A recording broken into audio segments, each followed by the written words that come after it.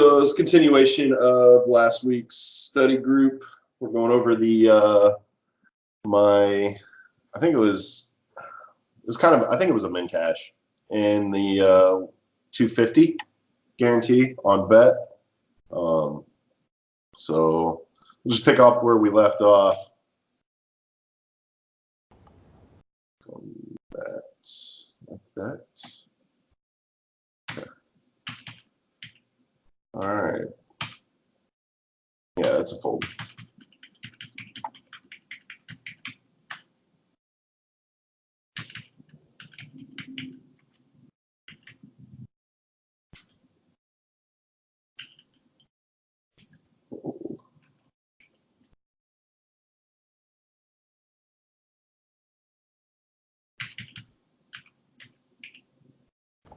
Limp is. Anybody raising this now? No, not me. What are you doing here?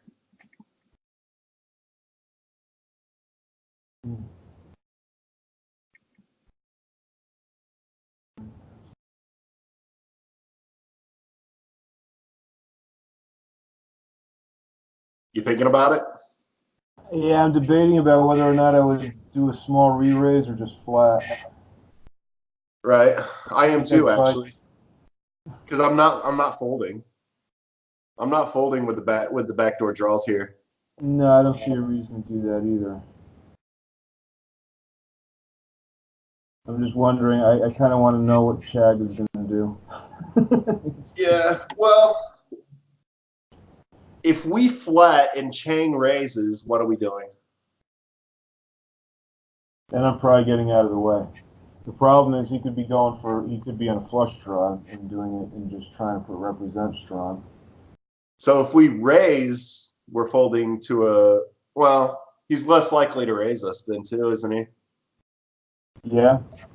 This guy's like never opens, never raises, totally passive. So he's just like limpy, colly. So we don't even have to worry about him.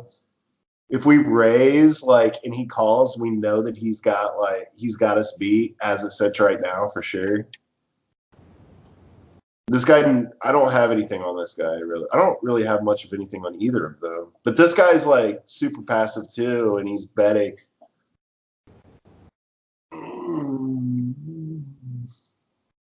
Yeah, we only got 15 bigs. I think we got a flat.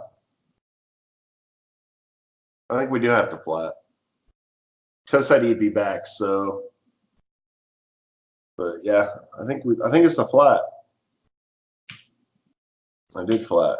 Flat. Do we get better? No, that's a complete blank. But do we bet now? We can't. I don't think we can bet because we blanked the turn. What do you think?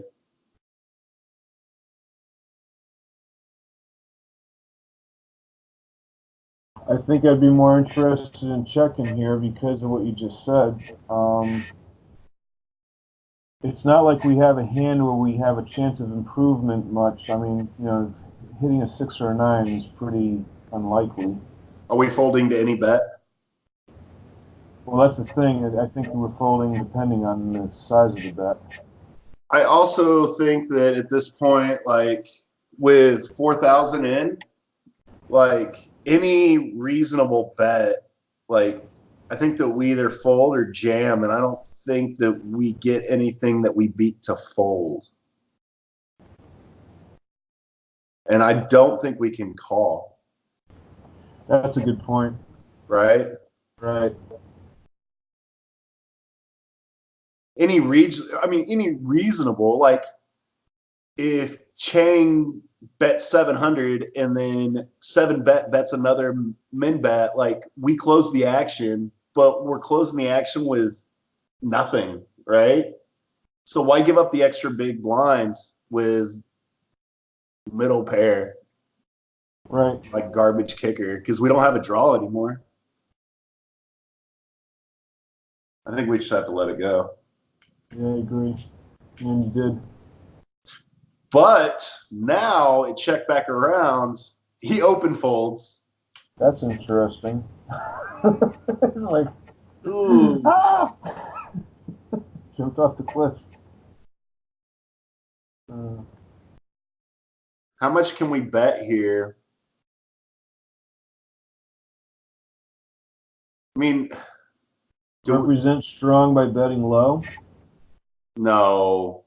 I've been doing that way too much, and it never works. Like, Okay. especially against because I used to do that too, and I actually did that to Toe once, and he just ate me alive for it, and it was kind of embarrassing. It was during a home game. It was very bad, and I got laughed at, and I left and didn't come back until the next week. So I was embarrassed. I'll be honest. Hey, that's fair. I think we can rep the ace here, though, against this player. But I don't think this guy's ever folding either, unless he has nothing. Unless he called with nothing, like, and we bet like 3,000. But if we bet 3,000 and he flats us, I don't know. Like, I guess by betting low, I was thinking around 2,500, 2,800, something like that. So 3,000 isn't that far off. I think we got to bet at least 3,000 with this pot if we want to take it down. I can see that. That makes a lot of sense. But do we? I think I personally, because our stack is now at like 14 bigs because we called that first one. I think I would much rather just take this to showdown. If I win with a 6 against this super fishy player, right, that just called with air, because they're going to check back, right? They're not going to bet. Like, I would much rather just take my 6 to showdown. If I win, I win. If I lose, I lose. I'm in push fold range, right? Right. Why risk another $3,000 here and be much wider on my push fold range?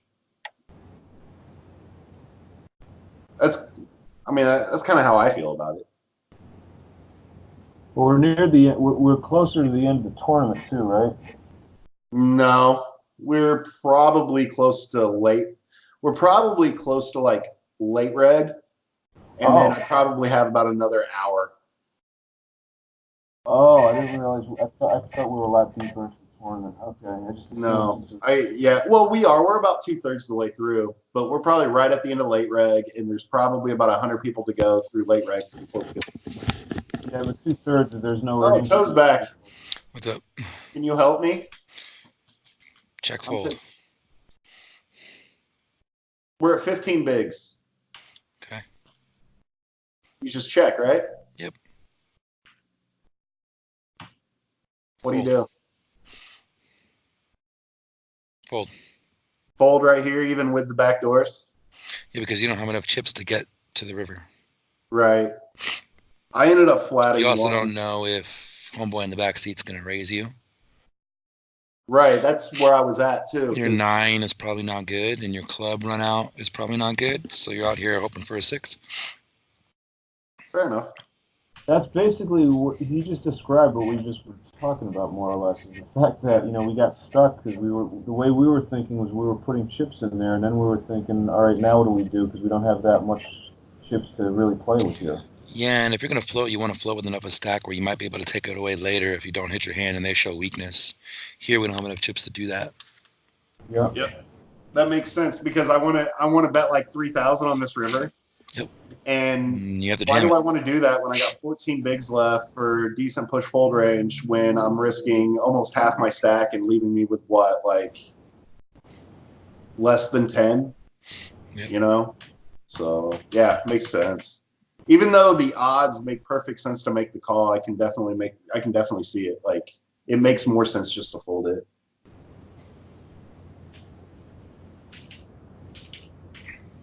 All right. What are you doing here with, well, I got 11 bigs now.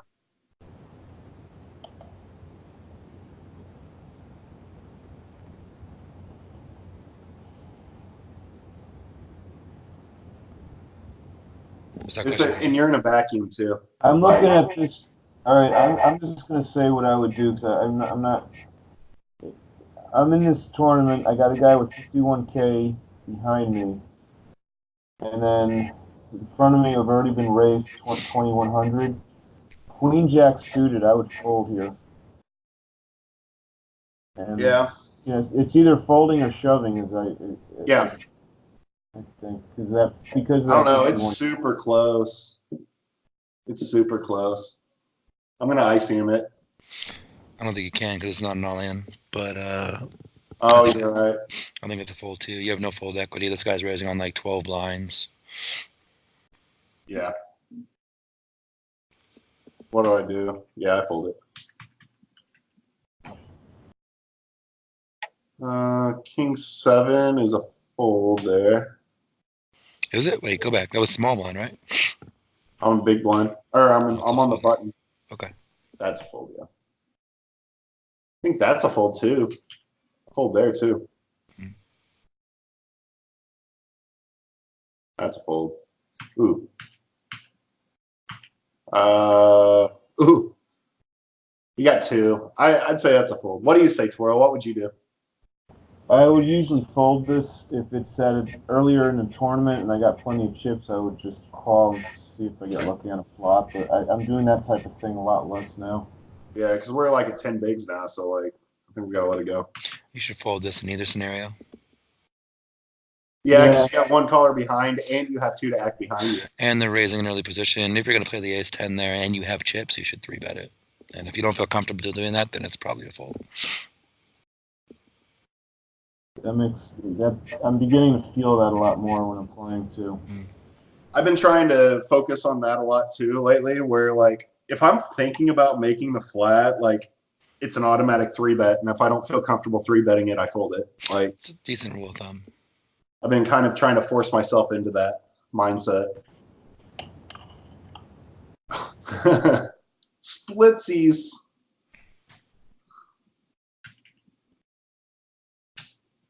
Oh, well, yeah, that's obvious, right?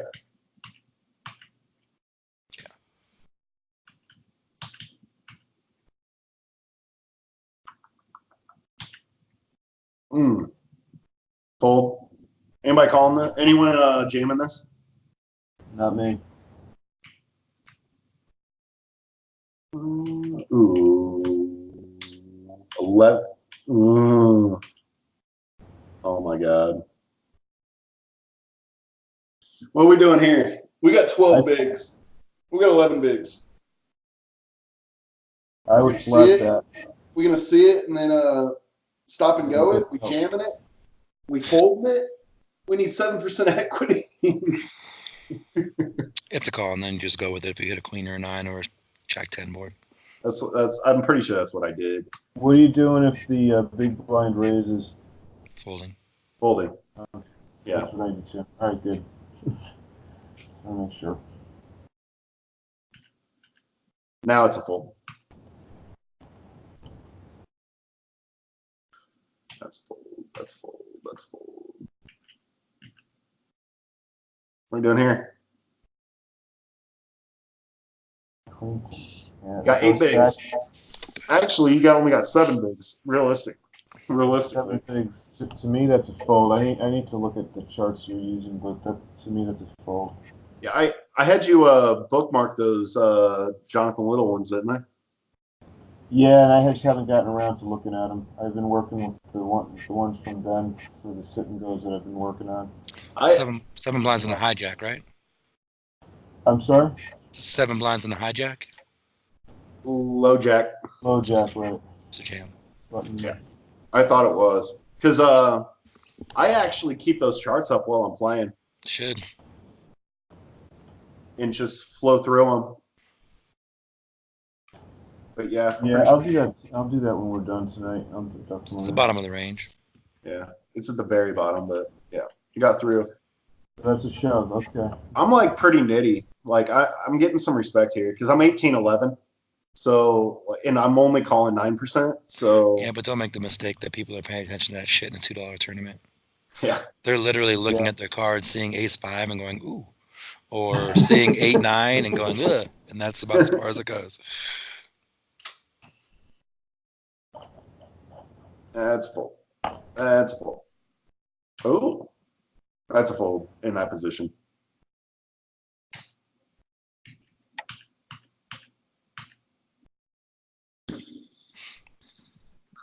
Ooh. Do we have fold equity here? What are Homeboy's numbers? The original razor? The original razor? Mm-hmm. 9 hands? Yeah, I don't have shit on them. No So read. it's a relative vacuum. What are you doing, Twirl? I'm flatting this. Flatting this with 10 bigs? Yep. Now you're gonna be pretty much one SPR. So I'm only flatting it because I'm in the big blind and I'm first to act when flop comes down. I'm jamming on the flop regardless of what comes down. yeah, stopping. I I don't know. I'm just saying what I would do and why I would do. I'm sure it's wrong. Well, But in a $1 tournament, I think a stop and go would work heads up. Because I don't think stop and goes work that much anymore. Do they, tell? Really? Not really. They don't really work much anymore. Like, and especially in a three-way pot, like, I bet you I think about so it. in other words, if I'm going to put the money in, I may as well put it in now and try to get a Yeah, fold. you might actually have fold equity here. You're blocking the top of the range. It's a pretty sexy squeeze spot. We need to make a move. If we get called by like king, queen, queen, jack, or some sort of underpair, we're in a great spot. And there's 6,400 out there and 8,400 in our stack. That's a lot of chips. Yeah, and we're probably coming up on the bubble. We're probably close to it. No, probably not yet. I fucking stone bubbled 2 109s yesterday. Ain't that a bitch? Yeah, we still got a ways. I bet you I fold this because I'm trying to make the money. But I think it is a sexy squeeze spot in most situations. See what I do. I do squeeze it. Yes. Nice. I get the fold. Worked.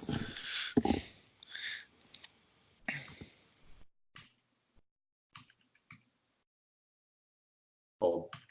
Yeah, it's a fold. Yeah, I would make a note too that house money Yeah. race folds off of 12 blinds, 13 blinds. Most people are just going to jam there. Orange. That way, the next time you're in a tournament and they're short stacked, you know you can come over the top of the hand like that. Raise folds in multi-way pot from early position. Wait, put the stack size. There you go. That's relevant. This is a jam for 14. Yeah, I don't have it up. What are you doing here, 12? Pretty sure it is. I'm gonna get rid of that real quick. Oh. Can you still hear me, Toe? Yep. Okay, cool. Put the bookmarks. Scroll down. Pushful charts. Yeah. It's a jam. I don't even have to look. Oh yeah. Jack 9 plus. Jack 9 plus. Got it. 6-9. That's a fold, I think. Yes. I fold it. Usually it looks sexier than it really is. Well, I got 16 blinds now. Okay, so let's say you're between 16 and 25. Now you can open, right? You can open your ranges, but if there's an open behind you, you need to be rejamming over the top and applying pressure and maximizing fold equity. Probably still shouldn't open this hand though, right? I mean, we can't be 3-betting, basically. Am I right about that? But if it folds to you, are you going to open this one? No. On that similar stack size? No, I'm folding it. I would think so. Yeah. So yeah, that's a good point. A twirl. So you say that you'll call this, but with 16 bigs, would you be opening this from the cutoff? Oh no, I didn't. I'm sorry. I said it looked. I mean, it is 6-9, right? How do we fold that? I wouldn't. I guess Literally, I so you can that. win the hand and just like get fucked and show them 6-9, right? Yeah. Well, I guess the point I was trying to make is like, even if it was a limped pot and we weren't willing to open it, and we're only on 16 blinds, like we still need to be tighter on our flatting range There's like than four opening it. limpers or something. I could see maybe limping behind. Yeah, because then we're getting odds that we can't deny. And you're in position. But like in general, it's just like you don't want to be flatting something that you wouldn't open. Yeah, I thought I had said that it was a sexier hand than it looked like. Like it looks like a good hand, but it's not really a good hand. I meant to imply that I would fold that, but I probably said something. I don't know. I'm a little, like I said earlier, I'm a little out of it right now. It's all good. Obvious. Jamming it. Well, we got 16 bigs. Yeah, I think we got it because we got the big stacks behind us. Yeah, you got 100,000 over there. Because we got a limp. Could we induce by just raising? I don't think I want to play games. I think I just want to get it in here. Wow. But my last 3 jams, I haven't got any action on either. So what about like 3,000 or 4,000, and you know if an ace drops, you can get out of the way of it, so you're not out of the tournament. Anything else, and you're pretty much jamming the second time. Is that not a good way to think about that? 4,000 call jams, jam even an ace. I'm thinking problem with that is that your 4,000 looks so strong on a 16,000 stack. I was thinking like 2,500. Okay. Just to give someone an excuse to either come along or come over the top. Yeah. If you go 4K, you kind of make it so they don't think they have any folds, right? You go 4K, 10K, can't jam and think they have any folds. 13K, iffy on the folds. If you go 2.5, you know, maybe you'll get some callers, maybe you'll get some folds. Yeah, I like it. And the reason why I'm not just re-jamming here is because like my last 3 jams I've gotten through with no action too. So like, I mean, even either way, your hand's so strong, like we want to get called here, right? Yeah. I do end up just jamming it. I think I like the raise. Oh, I get the call from the limper. 8s. Oh, you gotta be shitting. Sweet Jesus. Oh, God. Oh, that's why I haven't played all week. I really haven't played a whole lot this week. I got raped yesterday. I've been watching a lot of basketball. I've been using that as an excuse. I dropped like $1,000 yesterday. Oh, that sucks so bad. I'm sorry. Sundays are expensive. Sundays, I mean, it all works out. I won $1,000 on Friday, so it break even, I guess. It's always good. What am I doing? Fold, fold, fold, fold. Ooh. Oh my God. Fuck. We got 4 bigs. I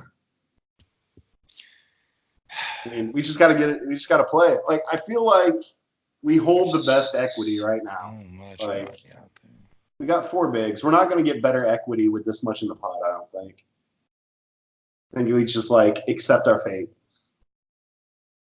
I wouldn't hate you for going with this one.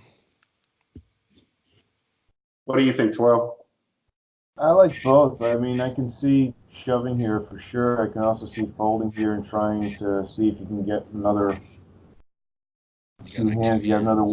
You know, you're right at the. You're not in the blinds anymore after this hand. So that's 1, 2, 3, 4, 5, 6 other hands you get for free. Well, except for the ante. My theory behind this is with a Jack 9 suited, we hold probably the best equity in this hand unless house money. I mean, unless house money has an Jacks.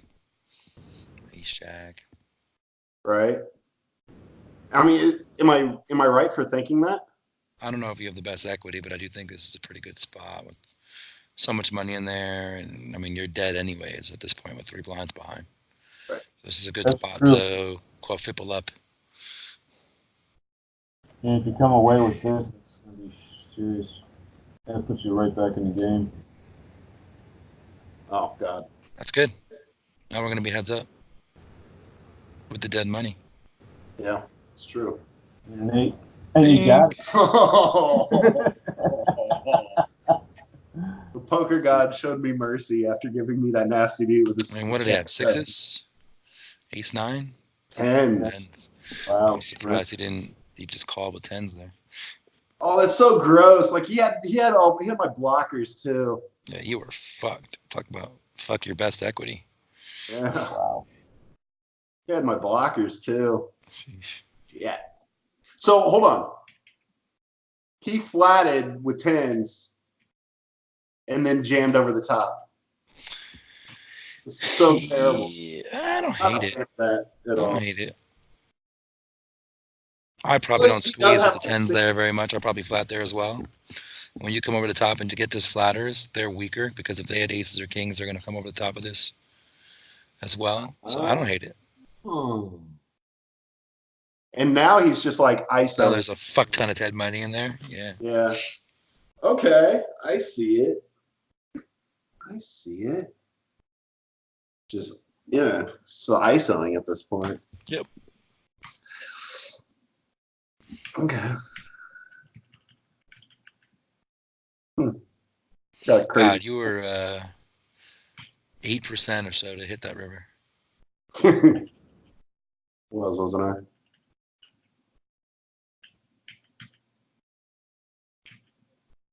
Oh, it's not going to show me. Yeah. Yeah, I was. Yeah. You had 4 outs twice. It's 8%. You know the 4-2 rule, right? Trying to figure out what you're doing. Yes. Yeah. Count your outs, multiply by 2 for multiply 2 on the turn, you multiply 4 on the flop, and you can figure out roughly what percent you are to hit. Mm-hmm. Yeah, 2 on the flop, 4 on the turn. Backwards. 4 on the flop, 2 on the turn. Okay. You know about that, Toro?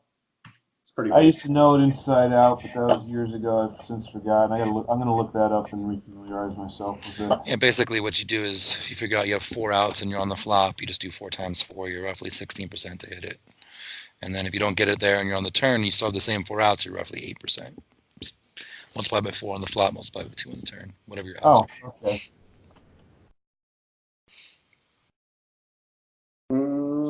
18 bigs. Fold. Anybody playing this? No, I'm not.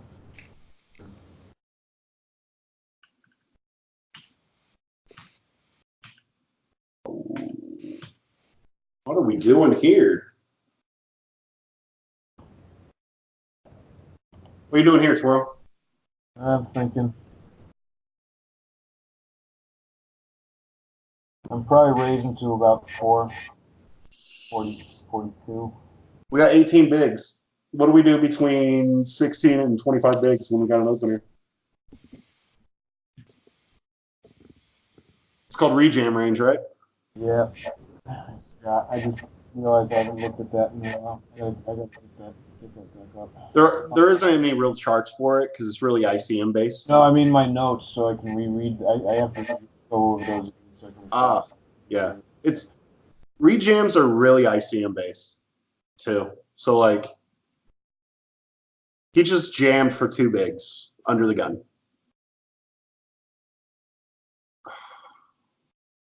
We just want to get a heads up with the dead money. We don't want someone to have any incentive to flat behind us. Right.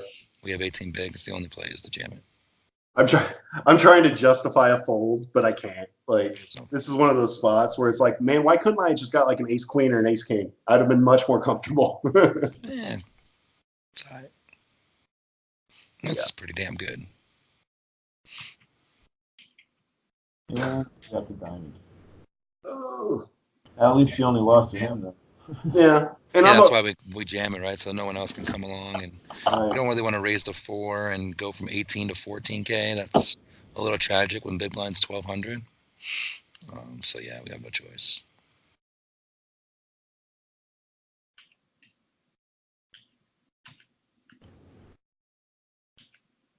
fold. This guy loves to raise, call off, and then fold 10 blinds behind. Yeah, we're back at 11 blinds with a jack nine. What are you doing, Swirl? Everybody's folded to us. We got probably 2.2 the big blind. I'd raise here. If we're jamming jack nine off with 14 bigs, are we jamming jack nine off with 11 bigs?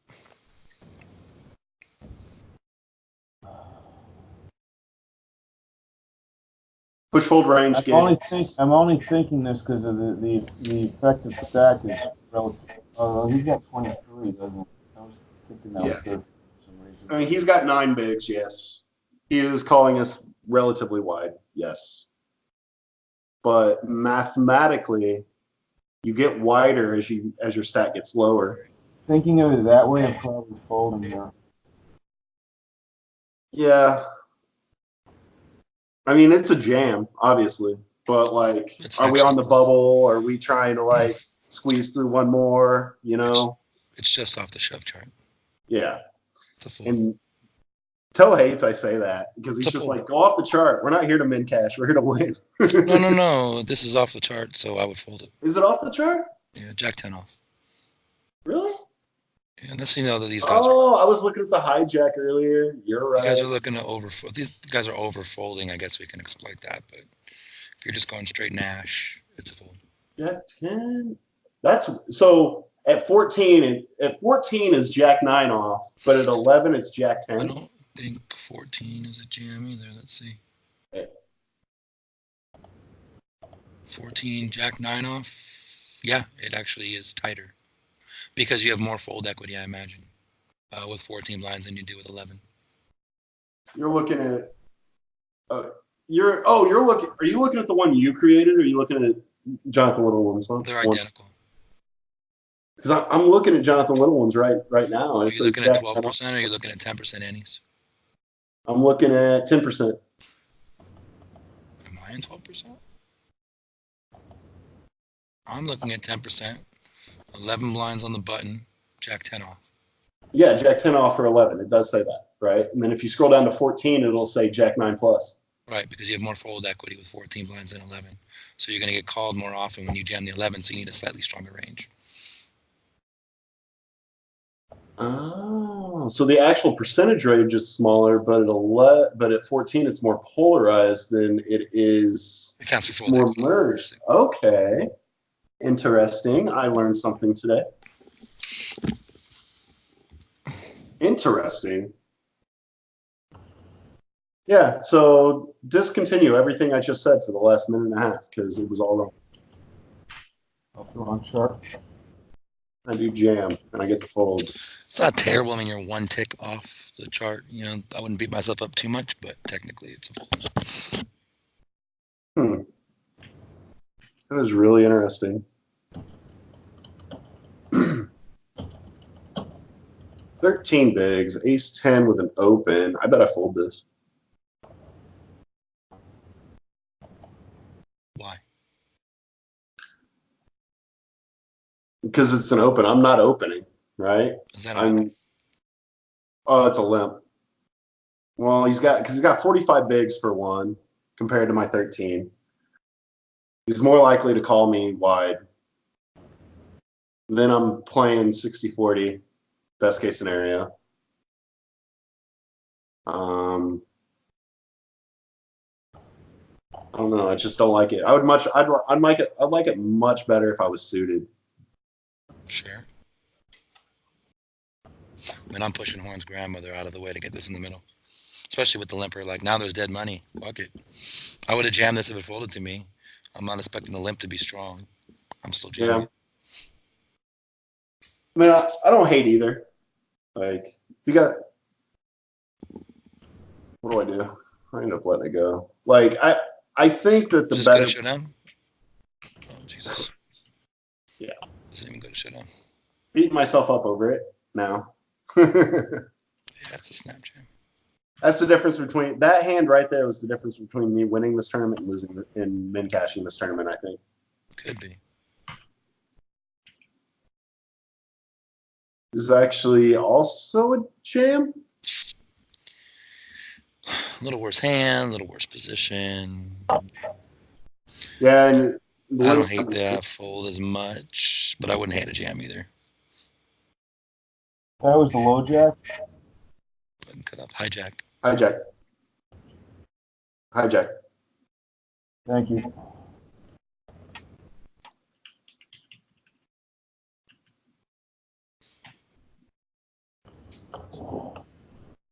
Wait. Yeah, it's full. That's full. I like how this guy limps 4 hands in a row and then opens to 7K. Just flip your cards over. Show me your ace king or your pocket pair.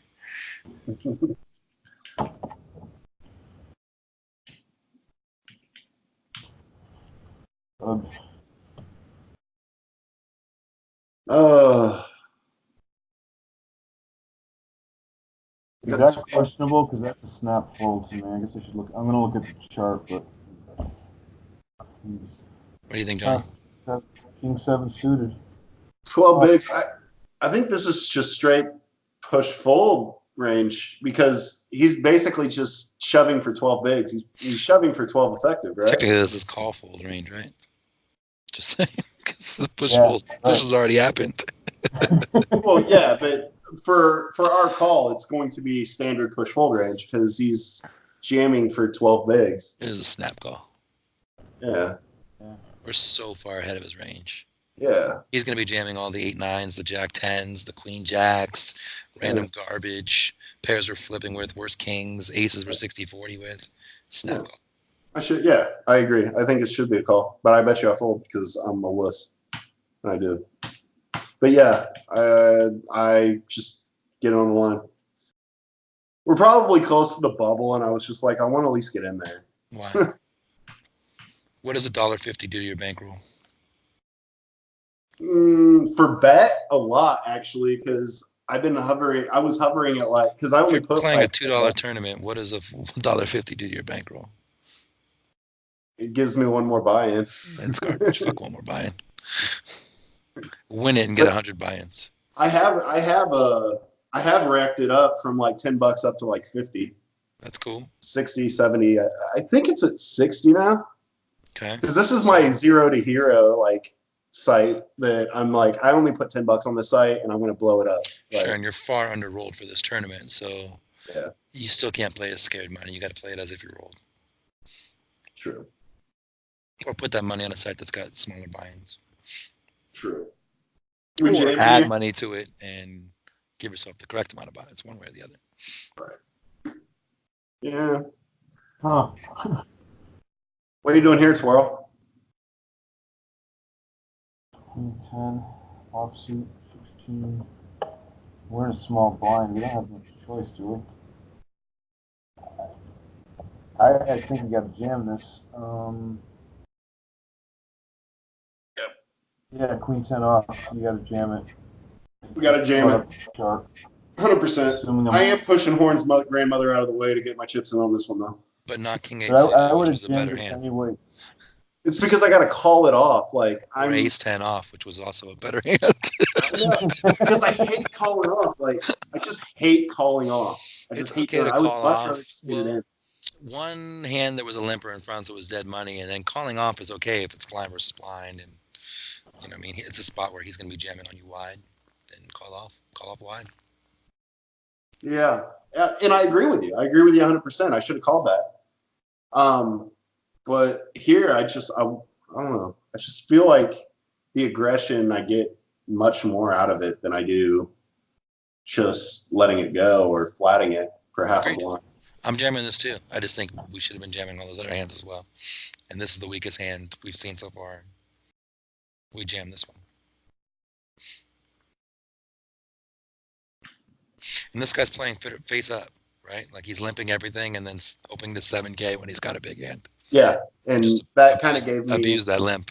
Yeah, that also gave me the motivation to jam on him because he was willing to get it in there for 12 bigs pretty much because it's effective. And then he wants to limp on the button. Like, that's weak as fuck, you know? Limping is just weak as fuck, period. Yeah. Mm. Get it in here, too, I think. What do you say, Twirl?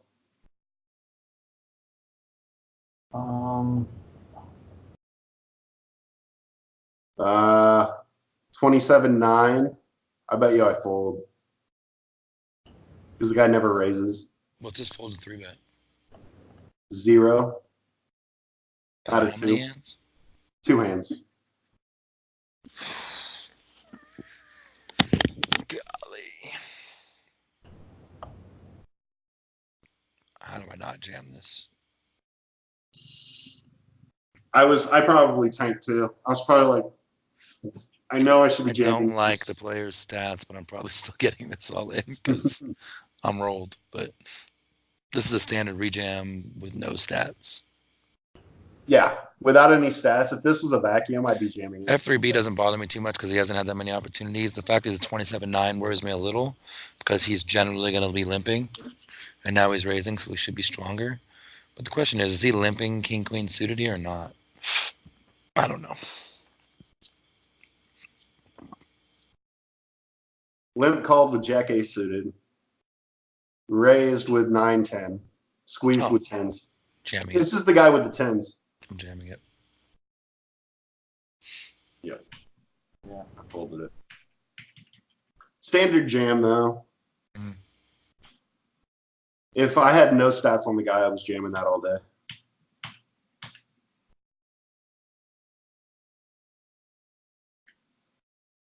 Here we go again. And I'll fold. I'm okay with this one.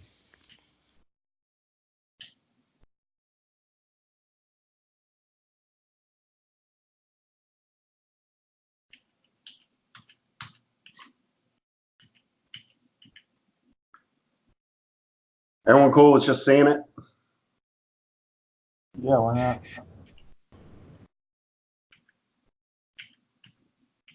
Yeah.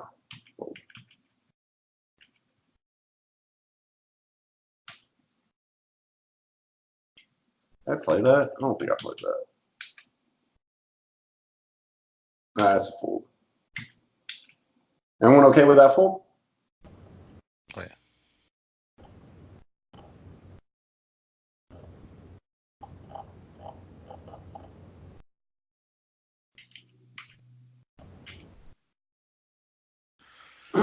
Standard jam.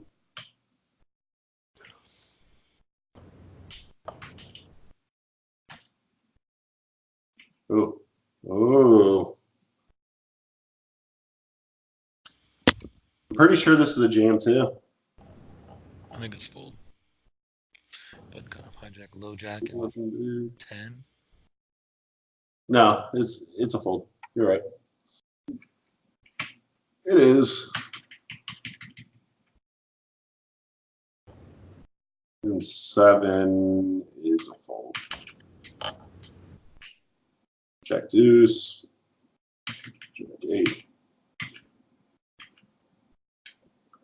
We'll fold to the 3-bet.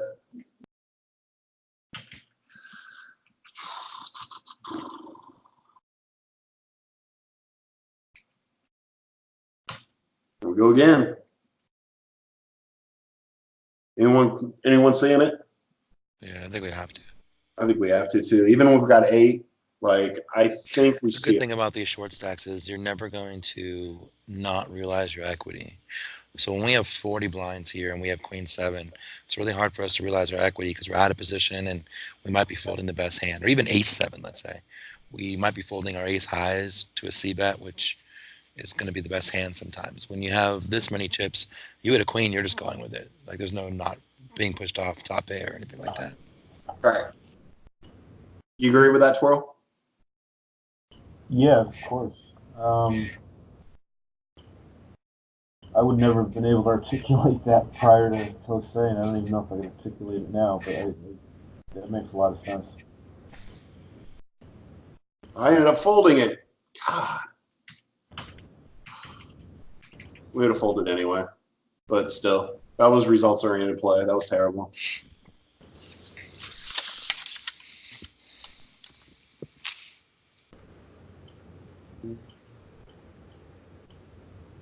Queen 9 is a fold. Jack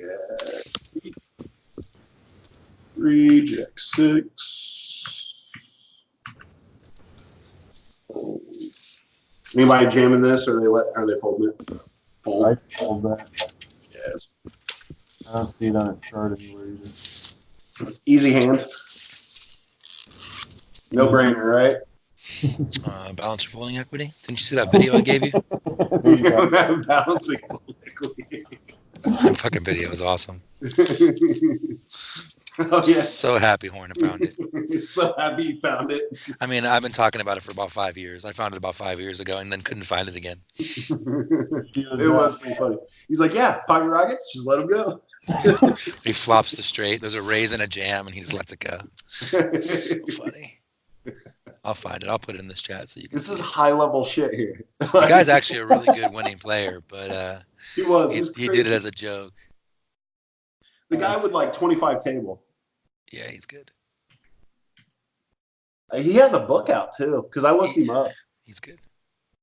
Q-tip. Nice.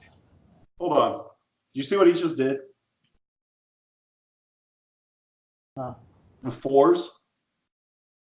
Yeah, that video is hilarious. Did it check on the flop? Yeah. So he thought he was good. He thought he was good because an overpair never checks the flop. And definitely, certainly, 2-pair and straights don't check the turn twice. I don't mind jamming the 4s there. Yeah, I guess he did bet the side pot. If you look at the play, yeah, he's going after the side pot. Exactly. Yeah. All right, fellas, I got to bone out. I got dinner with my sister. Hey, take it easy, Tom. See you later. See you later, man. Thanks for stopping by. Oh.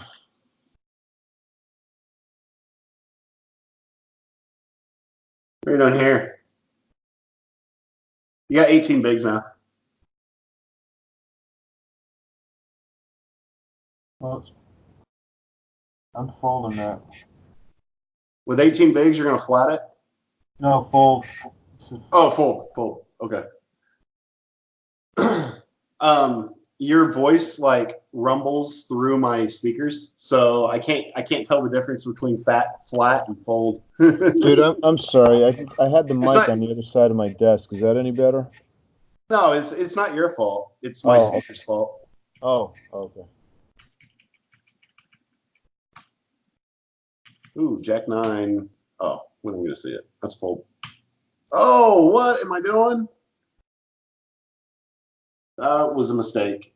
You're feeling good. You got 7-9 suited. It looks cool. Let's see what happens. Yeah, that's a mistake though. Oh, sure. I do that too, though. And then I'm like, what the fuck was I doing or thinking? And sometimes you get lucky with it, sometimes you don't. I remember this hand because I remember I hit the call button thinking I had like 25, 26 bigs for some reason. I'm comparing my stacks. I'm like, yeah, I probably saw like 32 bigs on the 86 and was like, oh, I got like 25 bigs. I'm good. Just like glancing at it and then realizing that I didn't. And I was like, oh shit, I just fucked up. Oh, I got position. Now I got a straight draw. Like now I'm stuck. I mean, I got to check back, right? I shouldn't even be in the hand in a 4-way pot. Like, are you betting this in a 4-way pot? Not with those stacks. If they were all much lower stacks than I do, maybe. Even if I let's say that we all had like 40 bigs, like I still don't bet this in a 4-way pot. I want to see a turn card. No, I would agree with that too. I'm just saying, like, if somebody who was really short stacked, they had 15,000 chips around, like, and maybe 20 was the most that somebody had, maybe I'd throw it in there to weed out some guys. Even then, even if these guys were all at like 6, 7 blinds, I still check it. Like I want to. I want full equity before I actually bet at this, right? And I'm Okay. getting a free card Yeah, that's true. because I don't have any fold equity. Even if I had a queen, anything that touched this board is calling me if they only have like 4 or 5 lines. At least they should be. Like the card chat free roll, like they'll play it down to like 2 bigs and it's stupid. Like it's so dumb that they do that, but like they'll do it. And like they should be calling you off if they got any piece of this with that many blinds. And then even if we're like at 40, they got enough to play post flop, so they're willing to play it, right? And like we have a guy with 46 and 32 now. If we all had like 20 bigs, you might be able to get some fold equity because they can't call 2 streets. But still you're still hanging yourself, right?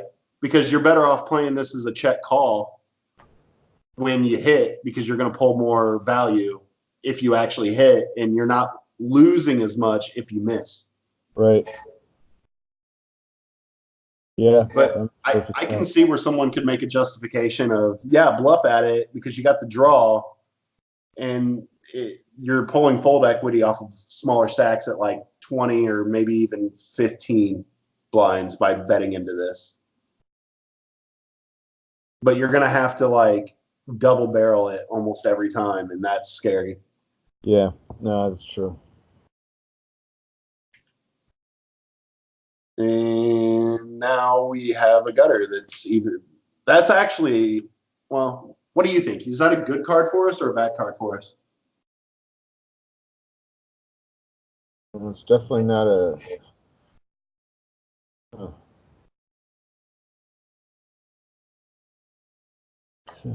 No, it's a bad card because it gives somebody else a higher straight.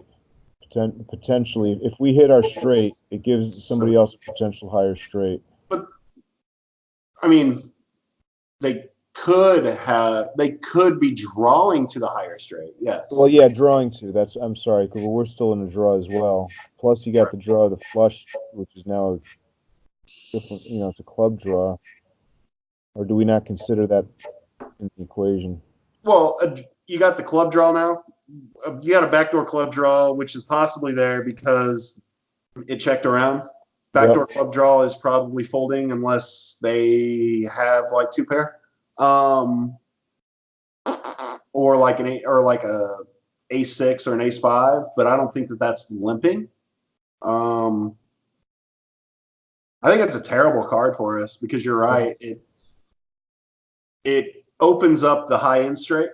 So our 7-9 is no good at all. Now, even if we complete our straight, like we'll have the equity to have to make a call based off of their range, but I don't think that we're good. Like, because if you push the numbers based off of what their range is, because it's a check down pot, like we're beating a lot of stuff in their range. But in a 4-way pot, like only the goods are betting, especially when they're out of position.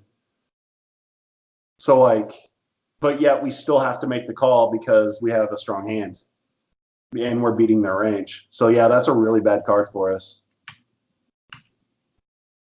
And then the 5. Ugh. Yeah. Easy fold. Let's say it checked back to us with the 5. If it checks all the way around? Yeah, if it checked all the way around with the 5. It's the only way you're going to win that pot is by betting. So you've got that, and then the question is anybody going to be willing to call, and how much do I have to put at risk in order to get everyone to fold? So 6 aren't checking through. The 5 might have checked through, but it's not checking through on the river. Queen is definitely not checking. Queen didn't check the flop. And you know that Queen's betting the turn. A 10 is definitely betting the turn, right? Yeah. We have so much fold equity if it checks to us again. And and because we have so much fold equity, we wouldn't have to bet that much. Because all we have to worry about is an ace high calling. In all reality, I think in this spot, all we had to worry about was an ace high calling us, and we can push off an ace high with a bet as low as probably 3,000 to 4,000. And in comparison to our stack, like that's nothing. Yeah, that's totally worth it. I was thinking more along the lines of 6,000, but the 4,000 is much more desirable to give that a shot. 3,000 even. Are you okay? So let's say that you are Chase, right? And you were in the big blind, so you just checked, right? Flop comes 6-5 queen. What are you betting in a four-way pot with a board of 6-5 queen, knowing that you're completely wide because it's a limped pot, right? So you have 100% of your range. What are you betting as Chase, as the big blind who just bet here? Here, we'll take it back. We'll talk it through. I know exactly what you mean. All right, if we're going from the beginning. Yeah. You're Chase right now. What hands are you betting?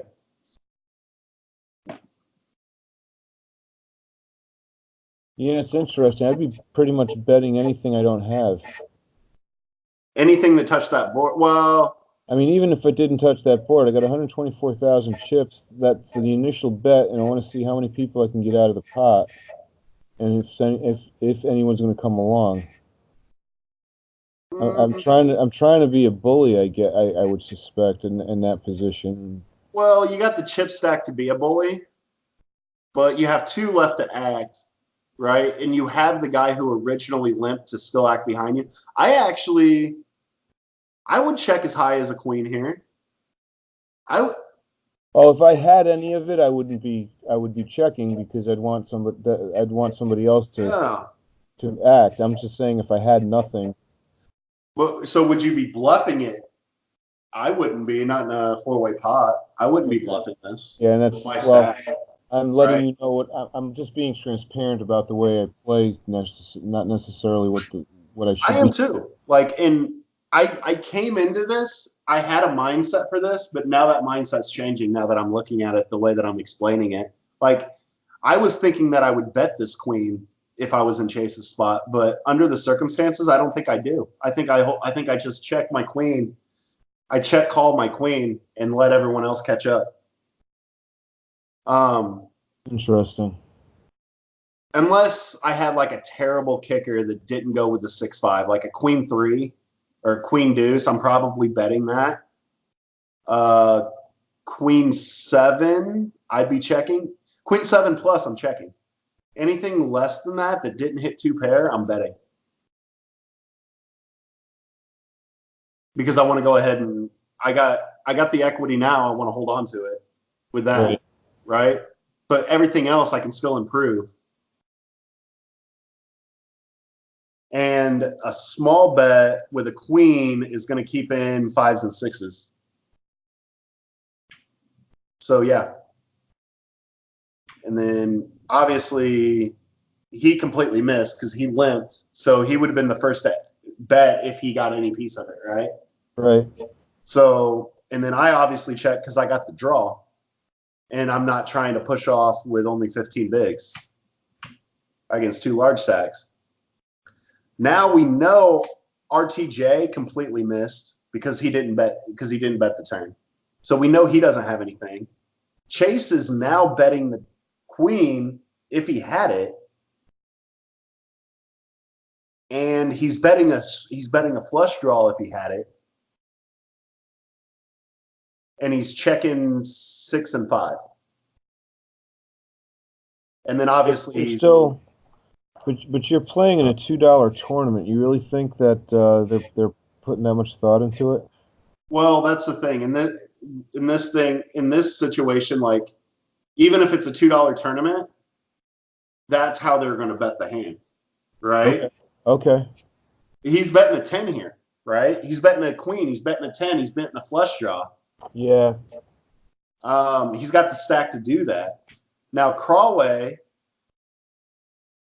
he checks. He's not checking a 10, and we know that he didn't hit the board. He's not going to check a 10 there. So, yeah, even though that's like a scary card for us, we could possibly bet the turn, I think. But yet, the straight draws along with our 9-7 are going to come along. RTJ might check a flush draw because he's got the big stack next to him. I don't think Crawlway bets or checks a flush draw being in position.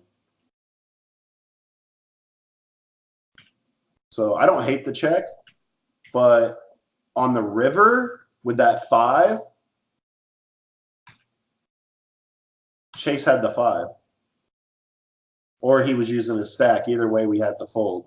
If we were going to win this hand, we needed to do it on the turn, I think. Now that I talked it out. Yep.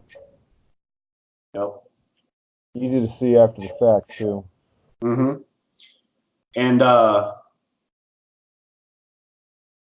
does Chase call a 5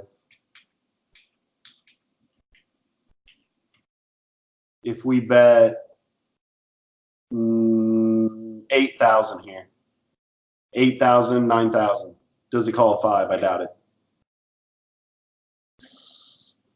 Well, if he bet, like, depends on what. I think it depends on what 5. What 5 does he have and what's his kicker? Because if he's holding on to something like Ace-5 clubs, or King-5 clubs, or something crazy like that.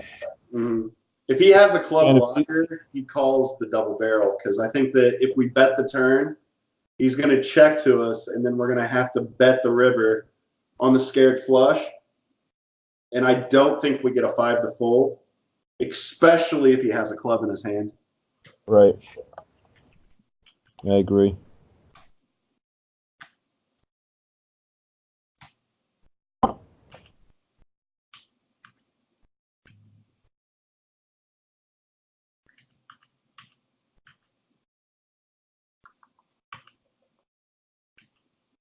And we'll see it for free.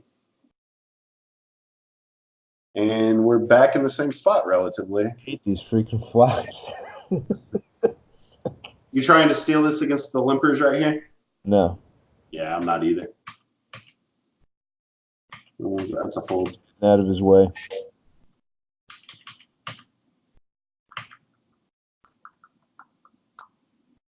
Hmm. 26-8. That's probably, like, mathematically, that's a jam. But I probably fold it, or I limp along. I might limp along. I've folded. Yeah, I agree with you, but the thing, as far as that being a jam, because if I'm in push fold mode, like, under 12 big blinds or under 10, I'm definitely shoving that without thinking twice about it. Well, here's the thing: when you're between 10 and 15, you actually have fold equity, like against the bigger stack. Like, I'm literally risking half of this guy's stack, right? He doesn't want to drop to he doesn't want to flop places with me, right? Right. So, like, if I jam here, like, I can jam relatively wide and still get folds because I have fold equity. Now, let's say I only had like 8 big blinds. I don't necessarily have I don't have as much fold equity, and they're more likely to call me with the bigger stack. Yeah, that's a good point. I don't generally think of it from that perspective. That's interesting. That makes a lot of sense.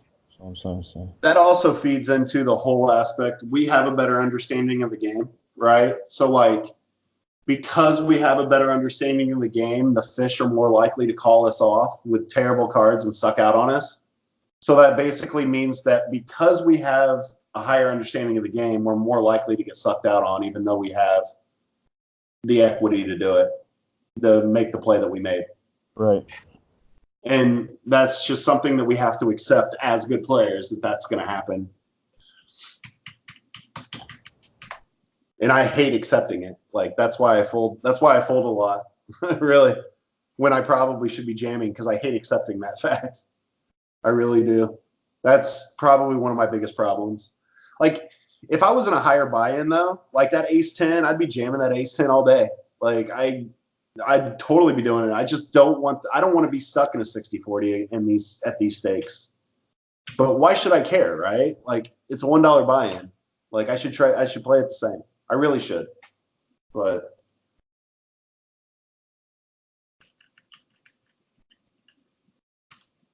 yeah, I got to get to the point where I'm I just want to get a lot closer to. I'm not saying I know it's going to take a long time to get to your level, but I want to get a lot closer to it. I need to put the time into it. it just takes practice, really. And like these push fold ranges, like just playing that push fold game at like 12, 15 bigs, like that's what's going to get you there. I mean, just playing ABC poker at the stakes that you're at, it'll get you to this stage, right? And this stage will get you paid. It won't get you to win typically on a regular basis, but it'll get you to this spot. And then once you can learn this is when you start to win, right? Is understanding the ICM and the push fold ranges. And then what comes with that is accepting the fact that you just got sucked out on and not getting upset about it, knowing that you got it in right. And even I have a problem with that. Like that's tough to deal with sometimes, especially when it happens over and over again. Oh, sure. Right? So then we end up tightening our push fold range, and then we start min cashing more, and then we lose our profit margin, right? Like it's all relative. It all links together some way, somehow.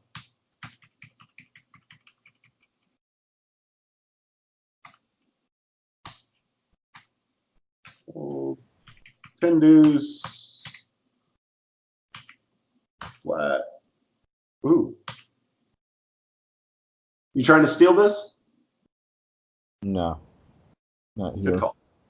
Good call. It's terrible. That hit everyone's range, right? Sure. Like we're not getting folds here. It's not happening. Any queen, I mean, we're holding a 10. Any king, like any pair, like it hit everything.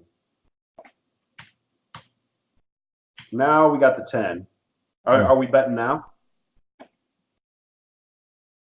You know, I used to, but I don't. Right now, I wouldn't be betting. Right. I think that our pair of 10s probably aren't even good enough to check call here. I don't hate a bet. I think that we push off air and we can just pick it up. But if we're going to try to keep bluffs in against the big stack, this is played much better as a check raise. But then we have to risk our entire stack, which I don't want to do. So check raising is out. If we had more chips, this is a great check raise spot if we had more chips.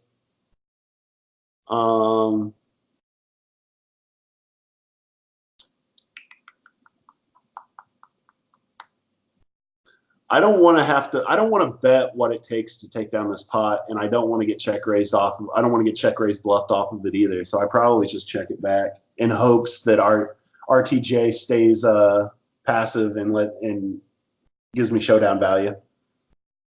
Because if he checks this, I don't think he has much of anything. And if anything besides a spade comes, I'm calling his river bet. I end up jamming it. I don't hate it. Like we're maximizing fold equity, but right. Like we can only have one hand, really. Like we're so polarized right here. The other thing too, though, is with that. Well, I think with that bet, you're getting somebody that maybe hit the 9 to fold. Anybody else is a jack folding here? You know the ace isn't going to fold, but I think either one of those would have bet. A jack without a draw a jack, like a jack 4, jack 5, jack 6. Right. I mean, what's the likely? I don't know. It's a limp pot, so I mean it's possible. Ace, I don't think aces is folding. No. So I think, I mean, but to your point, but I think the odds of them having an ace here, I don't think are real high. I don't think a 10 folds that has a draw still. Two spades isn't folding. Like what? Like a king 8. A king 8 of spades is not folding here, right? No, definitely not. I'm targeting the air aspect of their hand, and I feel like I'm just risking too much to do it. Yeah, that makes sense too. I mean, I guess I could be targeting like 9s and 10s, but like I'm holding a 10. So really I'm targeting air and 9s. Like that's really bad. I think I really set myself up to lose that hand, but I got lucky. I got lucky they both had air. You know, what are you representing there? Because that just I'm representing the straight. Yeah, right. So, you know, if they believe you, they're probably not going to call, especially at this level. I'm representing the straight with maybe a flush blocker or a flush draw to go with it. And I'm trying to get like aces and jacks to call me, but aces and jacks are less likely to call a jam. I mean, I feel like at a higher limit, I get called all day there. Like they fish like at a higher staked game, I lose my chips here. That makes a lot of sense. I lose my chips here to an ace. I lose my chips to a jack that has a spade blocker. I lose a lot here. Like this is a bad play. But I think that it is the only way that I was going to win, that I was going to take down that pot. But if they had air, that means that I actually had value. So I could have bet thin and got more value, possibly. Like I didn't have to bet so much if I was going to bet. Like, but I could have got check raised off too. So there's that. But that's why I think it was better played as a check. And then hopefully RTJ checked back, and then I could call his river bets because I know that he didn't have anything at that point, as long as it wasn't a spade. Right.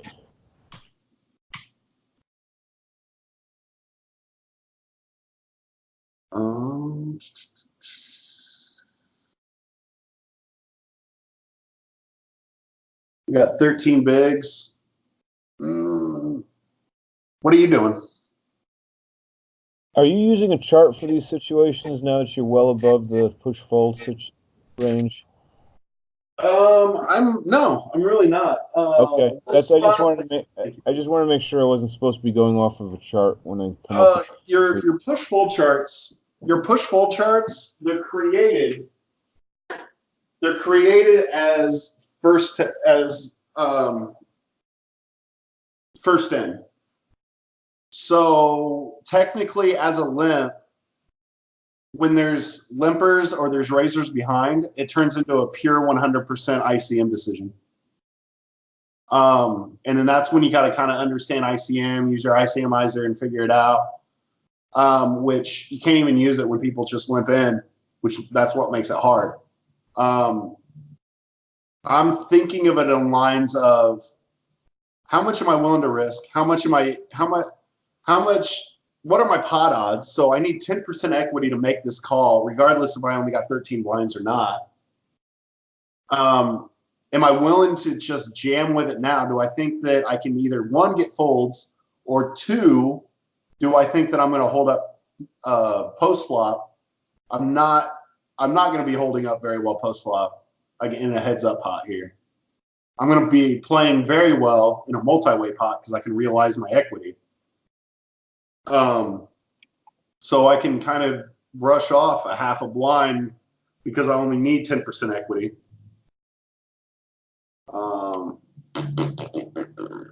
Like if this was a traditionally raised pot, I fold it all day, right? Or I jam. It being a limp pot and I only have to pay a half a blind to see it, I think that I'm okay with that with a 10-8 off.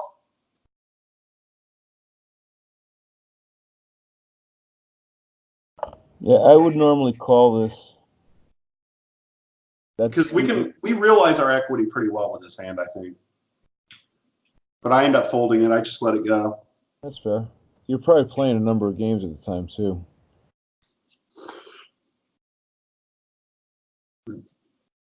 I bet I was thinking, I was like, with these stacks, I could easily be dominated. Like, I'm pretty much just playing for a straight on a dry board, right? Exactly. Even though it does play relatively decent post flop, if I'm going to be out kicked on top pair. So if I bet once, then I'm kind of stuck. I'm in a sticky spot. Queen Jack. Oh, here we go. What are you doing here? My normal move here would be to jam this.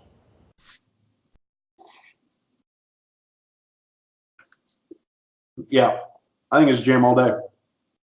Two limps. This is a great spot to say, look, if I got position, you're not going to be just limping with me in position. It's not going to happen. I don't care how big your stack is. Yep. I think it's a great spot to make that stand. And you do. Yep. 10-3 is a fold. 2-3 is a fold. Jack 7 with 16 bigs. That's a fold. You're not playing that, are you? No. Did I play it? No, I didn't. Got kings again. 16 bigs. What are you doing? Well, we just jammed a little while ago, and because of that, that influences how I think about this hand, right or wrong. I'm probably doing like a min bet, trying to get somebody to re-raise me, so I can jam over top. Or I'm probably doing like 2.5, 2.8. Yep. I think we got 16 bigs, so we're outside of push fold range right now, right? Yep. And push fold range comes into you use your push fold range when you're first to act under 15 big blinds, right? Right. Well, we're at 16. So that means we can open. But we also want to keep it super small. So for instance, if I wanted to, like me opening this, I'm min raising this all day because I'm at 16 bigs. Now, Wisco, he's raising it to like 2.1, 2.3, right? Or 2.2, because that's just his style. What's up, dude? Hey, what's going on? What's going Hey, on, man. man? You min raising this, right? Obviously. You're Yeah, 16 yeah. bigs. You're Yeah, and I 16 used to bigs. be like, raise 2.1 or 2.2, and I do sometimes if I have 100 bigs or 75 bigs, I'll raise it 2.1 or 2.2, just to make it appear more than a min raise, and to give them worse odds to call. But uh, short stack like this, and I think Snoss said it best was. Uh, Even with your weak hands, when you raise cheaper min raise. You can raise more often, play more pots. It costs you less money, and even if you raise it 2.1 or 2.2, it really doesn't deter people from calling that much. It might get it just inflates the pot. So yeah, I'm a fan of min raising more than 2.2 or 2.5. Agreed. Agreed. One caller. Oh, Oh, we got the ace. Tricky one. What you doing? I'm first to act. You want to see his stats? I'll give you a clue. But keep in mind,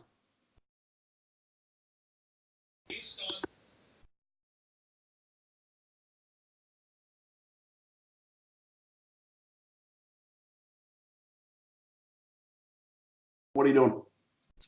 Well, I would do a continuation bet.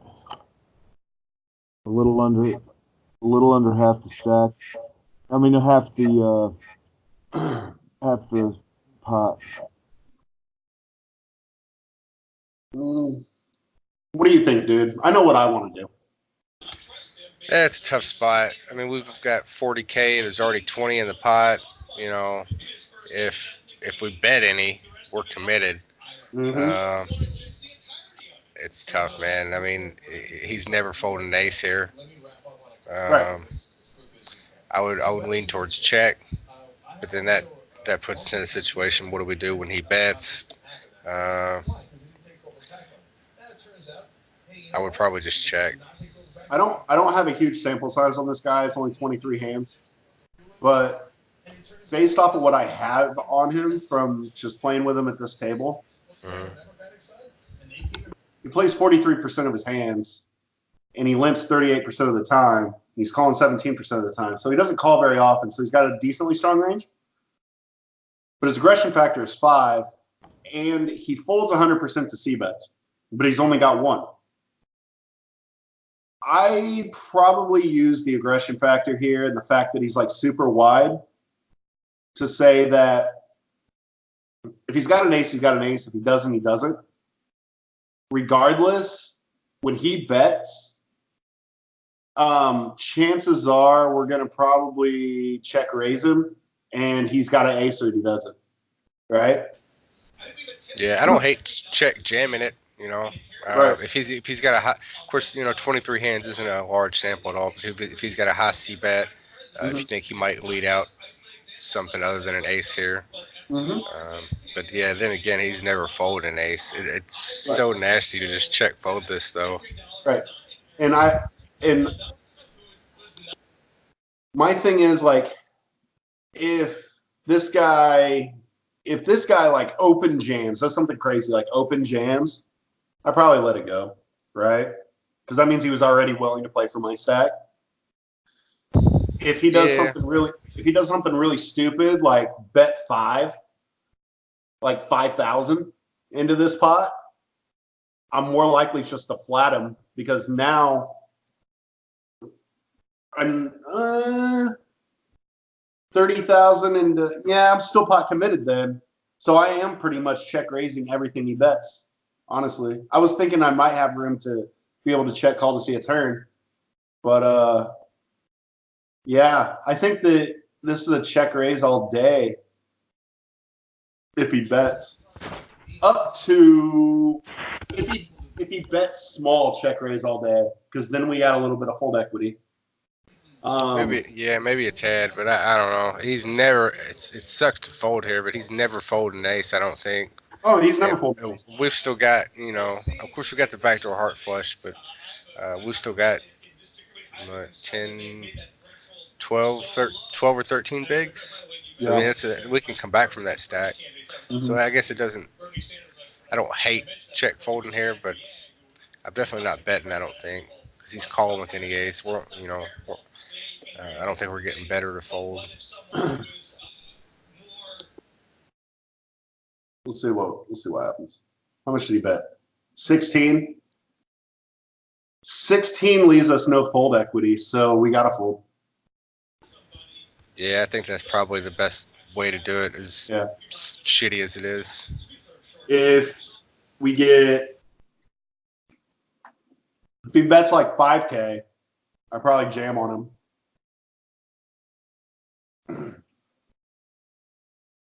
I mean, but why would I do that? Because then he's holding like a 7, or he's like betting small with an ace. Like, ugh. And it may be, it may be super nitty to check fold this. Maybe check jamming is the right play, but I don't know. I feel like he has an ace in that spot a lot, and he's never I think folding he it. does have an ace in this spot, like crazy amount of the time. A crazy amount of the time. He checks back almost everything. Well, he bets a 7. I guess I would be targeting a 7 with a check raise, pretty much. But I don't have enough fold equity to push off a 7.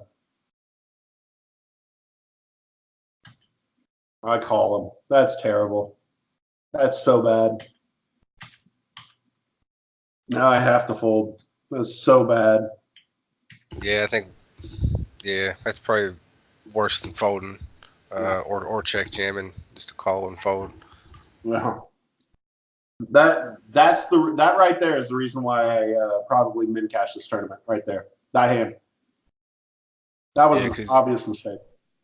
Because if you have ace queen or ace king or even ace jack, any decently strong ace, you probably check jam in there. Mm-hmm. Yeah. What do you think, Twirl? You think you agree with me? Oh yeah.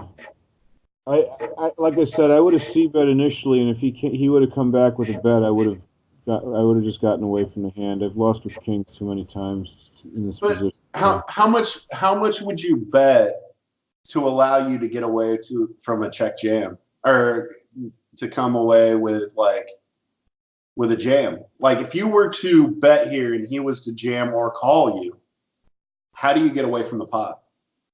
Like how much would you have to bet to be able to allow yourself enough room to get away? Oh, yeah.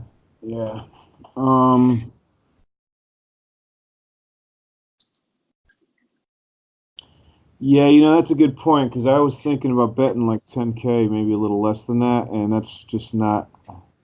Oh yeah, you bet 10K, he calls. You're right. I wasn't even thinking about the fact that shit, I've only got 40K, so now I've got like half my stack in there. Mm-hmm. Well, here's another way to think about it. So, all right. So if we bet like 7,000, so we're betting 7,000 into a 20K pot.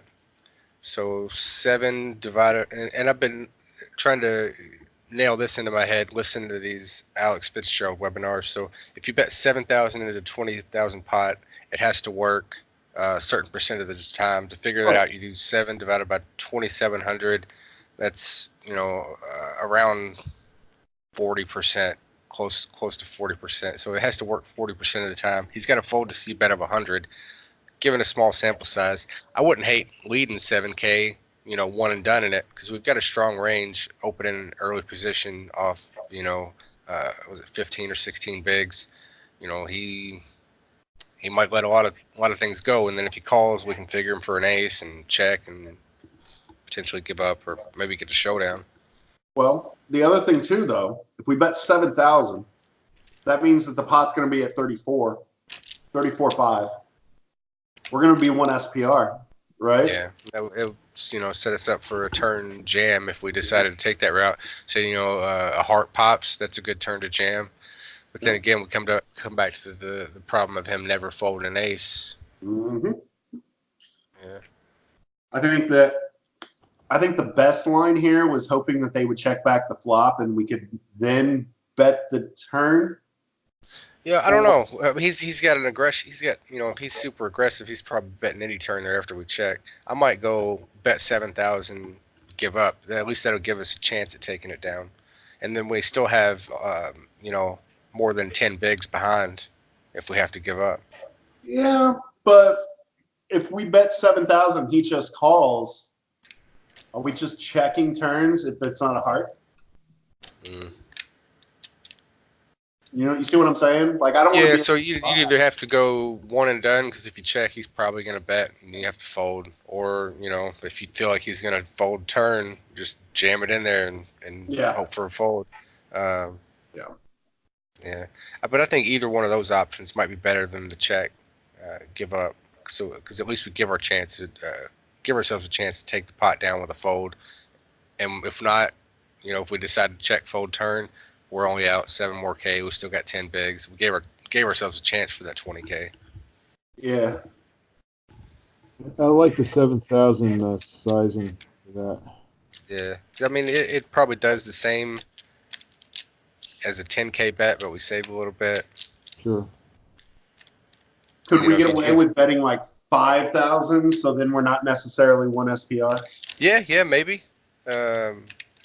Maybe. Well, we're still super close. Or we could just limp lead it, but we opened, so like limp lead. What?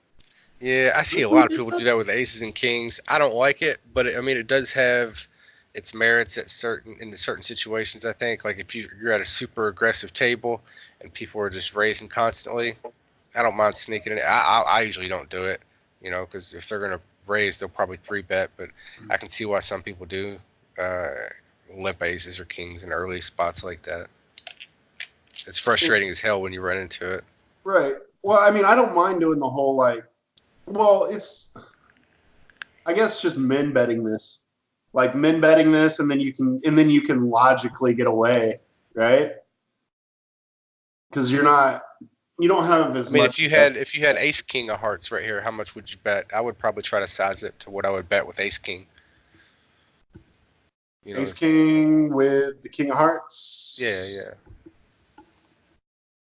I'd go small, like 7, right? Yeah. So yeah. And even 5 or 6 might be okay. Try to get value from low pocket pairs or, a 7. Yeah. But if he's smart, he's jamming on you, right? I mean, even though we have the ace, he's going to at least try to. Well, maybe not because he knows that we're 1 SPR at that point. I guess it depends, on if that player's a thinking player or not. Like, I'm not flatting very wide in the cutoff versus an EP open off 16 bigs.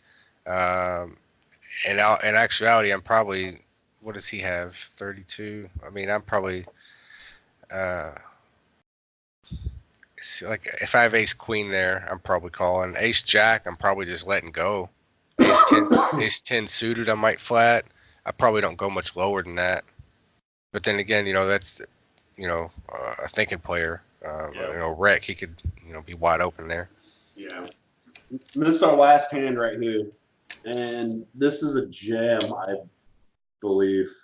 I got 9 bigs. Like, was that small blind, big blind? Or a limper? Well, I was big alone. Okay. With a limp.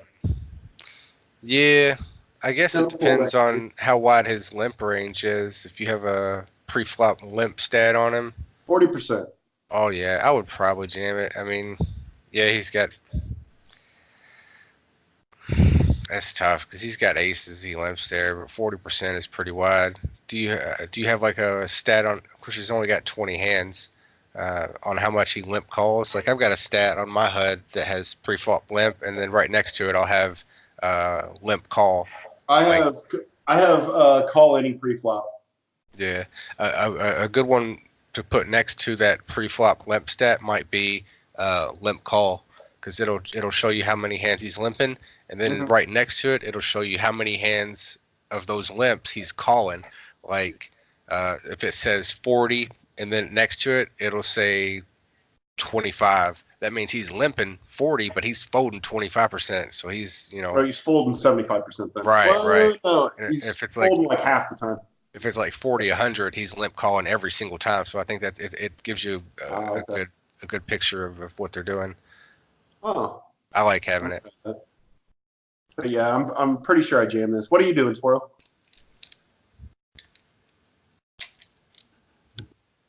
Twirl. Yeah, I'm sorry. I had it on mute. Yeah, I'd be jamming this. Yeah, just getting it in. I did. I mean, 8 bigs is still, it's a doable stack. And even the stop and go might be good, just check behind. And if you get a queen or a 10, jam it in his eye. And at this limit, yeah. We were just talking about that, about how the stop and go doesn't really work at the higher stakes anymore. We were talking about, because Toe was in here earlier before you came in. We were talking about that. Mm-hmm. This is a $1 like $2.50 guarantee. So yeah, the stop and go would probably still work here. Yeah. But it doesn't work at the higher buy-ins anymore.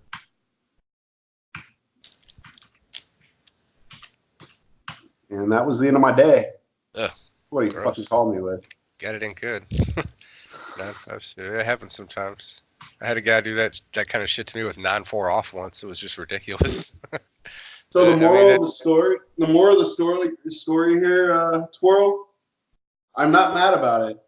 I got it in right. Even though I took an SD beat, like I still got it in right. And because we have a better understanding of the game, this is more likely going to happen against players like that. And we just got to accept it. Like we were talking about earlier. Sure. Yeah, I generally just get pissed off right in the moment, and then I let it go. I don't really dwell on it at all. It's like it's gone in both directions. I've been so lucky in some situations, and I've been sucked out on in so many situations. I figure it all evens out. But knowing this and learning this and being and understanding why I was in, it was better for me to make a move like that. This helped greatly. Yeah. I can actually get behind just a limp back here with 8 bigs, but like I just based off of this player's stats, I'm just like he's super wide limping. Like he probably has garbage. I'm beating almost all of his range. Like I'm just gonna get it in now for 8 bigs because I know that he's willing to call me, and he was. So my whole theory behind why I jammed on him was correct, but he just got lucky. Yeah. Right. Yeah, it's not horrible. I don't mind either way. A good thing, I guess you could pull up an equity calculator and see how Queen 10 does against a 40% limp range, and it's probably 60-40 ish. Yeah. That's what I was thinking. I was like, I'm on the better side of a 60-40 here. I'm in the money. Like, let's go. Let's do it. So it's 9:00 Eastern Standard Time. I could fire up another one, or we could just call it a night and get back at it next week. It's up to you guys. Yeah, I came in late. I had to sleep after work. I was tired as shit, but I'm probably gonna hop off and get some food and I don't know, maybe play a little bit. Yeah, and I'm gonna go spend some time. I kind of want to spend some time with the wife. But it's up to you, Twirl. It's what you want to do, man. No, I'm in the same boat. I like I said earlier, I'm not really feeling that great tonight anyway. So, this was perfect for me. The amount of time that we had. Cool. So final thoughts, man. What'd you find interesting? What'd you learn tonight? What do you want to work on? Well, now I got that chart up that we bookmarked God knows how long ago. So I want to keep that up while I'm playing, and I want to read that offline too. Not while I'm playing, just so I can get familiar with it. Well, I keep it up while you guys mentioning SPR was the first time I heard that acronym. So I looked that up immediately too, and I know what it is. I just never heard of it referred to as SPR before. Yeah. So I need to familiarize myself with more of those concepts. There was something else. I can't think of it right now. What we were talking about with the shit. I'm sorry, dude. It's on the tip of my tongue. I can't think of what it was. We were talking about toe with it earlier. It had to do with the way we were betting in certain situations, and where me and you were both wanting to play the hand, and he suggested we didn't. I'm sorry. Talking about like how we both kind of wanted to play the ace-10, where I would have been more likely just to flat it, and Toe was saying just get it in. Yes. Yeah, and Toe's 100% right. That's just me being like, okay. So how I was talking about how I'm tired, how even though I shouldn't be, I get pissed off when I get beat like this, right? By me folding an ace-10 avoids that from happening, and that's bad play. And I do it at lower stakes all day long. If it was a higher stake game, I jam that ace-10 all day long because I'm playing against players that understand, right? That I'm less that I would rather them wake up with like kings and me not hit an ace than to get beat this way, right? But on the other hand, too, I'm going to win a lot more statistically over the long run against these style players by jamming that ace-10. Yeah. And that's why I'm wrong. Yeah, you're right. It's painful when you get sucked out on with garbage like that, but that's who you want playing with you, and that's who you want to get it in with. Is a guy that's playing 5-5-9 and deuce 4 and all this garbage. But yeah, it's gonna sting when they get there, which is gonna happen. 20-30% of the time. And it'll happen more. When we finally just accept, like, look, we got it in right, and I'm willing to accept whatever the end result is. Like, it's going to happen more. And that's what's tough, because that's what alters our decision making, right? It shouldn't, but it does. And that's why Toe is 100% right. Even me, it affects my decision making, right? And it shouldn't. If I want to be the best at this game as I possibly can be, I can't let that affect me. And I got to be properly rolled not to let those decisions affect me, right? Because the minute that I folded that, he immediately went to the fact, he's like, well, I'm super rolled for that, so I just accept the fact. And he's right. That's why bankroll management is so key, that like we're so rolled that we don't care, that we're not being results oriented, right? We're sticking to the numbers and we're making the right plays. Does that make sense? Yeah. Yeah, for sure.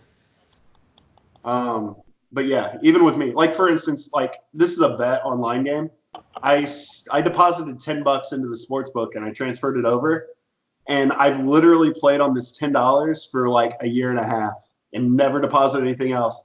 And I finally got this thing up to like $80. Like that's how long it takes. Like it does. It takes that long. I did the same thing on that site by putting $0 in. It's taken me 2 years to get up to $96. Yeah, it takes a while. And at the time I was doing it, I was all set to. I was going to start playing tons of 1-cent cash games, and then they got rid of them, or the 2-cent cash games, and they got rid of them. Yeah, but then like I'll get on Global where I have like $600-700, and I'll be playing the $5 750. 7.5, and I'll end up getting like if I ever get to that point where like I ship that bad boy, boom, like I finally got a roll on one of my sites that I can actually play at the level that I think that I can be competitive at. You know what I mean? Nice. Because I'm well above. I think my skill level is well above the level in which I play, especially online. And I just got to get out of it. But I got to win to get out of it. Well, I can't be results oriented. I just have to accept the end result, which takes forever. That's just poker. Yeah. Well, all the pros mention it at one point or another, it seems. At least the ones that are teaching. Like, you hear from Jonathan Little, you know, and other guys like that, you know, you just have to accept that. It's going to happen. You're going to lose a certain amount of times, and that's okay, as long as you got in good. You know, the only time I really get mad anymore, like actually mad, is when I make a mistake. Right. Like in this spot, I cashed. I look back on it now, and I played this tournament terribly, as we went over it last week. I played this tournament absolutely terribly. I probably shouldn't even got as far as I did. But like the results-oriented stuff that I started doing like at the beginning of this session, that's what cost me the game. Really. That's what cost me the tournament. And I feel that if I didn't worry about just making the min cash, I would have been more likely to win it. Granted, yeah, I probably would have lost and not made the money at all, but who cares? All right? You know what I mean? You're rolled enough, it doesn't matter. I need to accept that. That's what I've learned today. I've learned that I just need to accept that and stick to good bankroll management. So, anything else? Now, a couple areas that I'm going to try to focus on. I know I wasn't here a lot tonight, but I'm going to try to focus on like spots that happen super often. Like two that I've decided on trying to study up and improve on are blind versus blind play. Like when it limps to me in the small blind, or limps to me, you know, in the big blind and the small blind limps, or the small blind raises. That happens all the fucking time. I need to get better at that as far as what to do. You know, when to raise. When to call, how light to float on the flop. You know, I don't want to just limp call. I don't want to just check back fold. That spot is one I'm going to try to improve on. And my barreling frequencies, like when I open, what boards c-bet, what boards check back, and how often do I double barrel, when to pot control. And that's infinitely more tricky, I think. But those are two spots I'm going to try to focus on. I think studying spots that you come across every day, like multiple times, is a good place to focus some of your energy on, because that's where you're going to win or lose the most money, on spots that happen all the time. Yeah.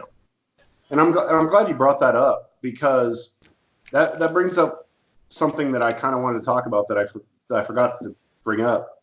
I haven't played all week. Yeah, we had March Madness, and like I've been watching a lot of basketball. Like I'll keep it real, that's part of it. But I found, and I kind of touched on it for the last couple of weeks, that is like, man, I'm really going to dig into donk betting. Like, I'm really going to dig into it, and I'm going to find a way for it to make sense. I've literally stepped away from the game for a week so I could really study it and really kind of implement it into my game. And I've realized that donk betting is very player dependent. So, like, you want to do it against a specific type of player and on a specific type of board, which I don't want to get into it because it's a long conversation.